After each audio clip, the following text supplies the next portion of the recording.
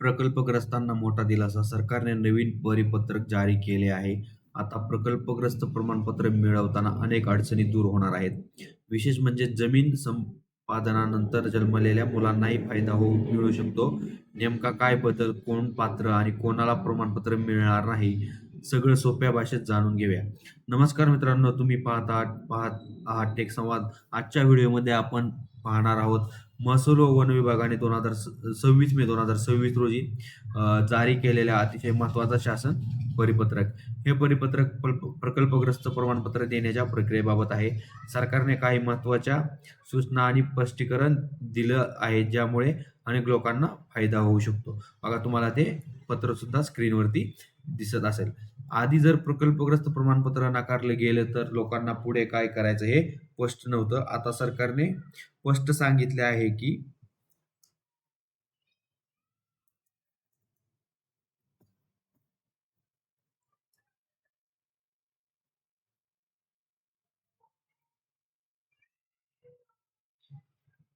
प्रमाणपत्र मंजूर किंवा नाकारण्याचा अधिकार जिल्हा पुनर्वसन अधिकाऱ्याकडे असेल.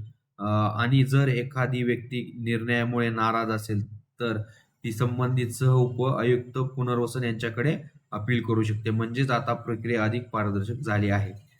जमीन संपादनानंतर जन्मलेल्या मुलांना बाबत मोठा निर्णय हा सर्वात महत्त्वाचा मुद्दा आहे.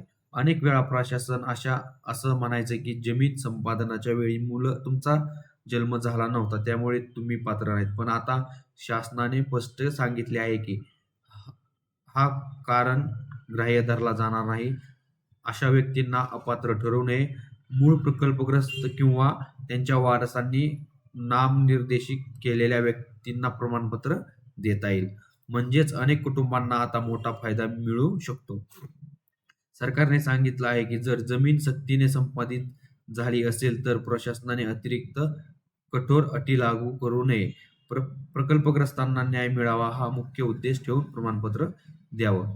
आता सर्वात महत्त्वाचा मुद्दा, जर जमीन सरकारने डायरेक्ट परचेस म्हणजे थेट खरेदी पद्धतीने घेतली असेल तर अशा व्यक्तींना सध्या प्रकल्पग्रस्त प्रमाणपत्र मिळणार नाही. सरकारने स्पष्ट केलं आहे की जोपर्यंत कायद्यात बदल होत नाही तोपर्यंत डायरेक्ट परचेस मधील लोकांना पात्र मानले जाणार नाही. हा मुद्दा अनेकांसाठी महत्त्वाचा आहे.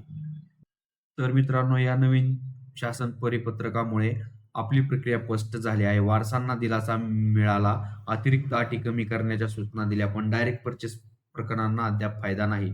जर तुम्हाला हा व्हिडिओ उपयुक्त वाटला असेल तर व्हिडिओला लाईक करा आणि अशाच नवीन जी आर, शासन निर्णय आणि सरकारी अपडेटसाठी चॅनलला सबस्क्राईब करा. तसंच हा व्हिडिओ तुमच्या प्रकल्पग्रस्त मित्रांना नक्की शेअर करा. धन्यवाद.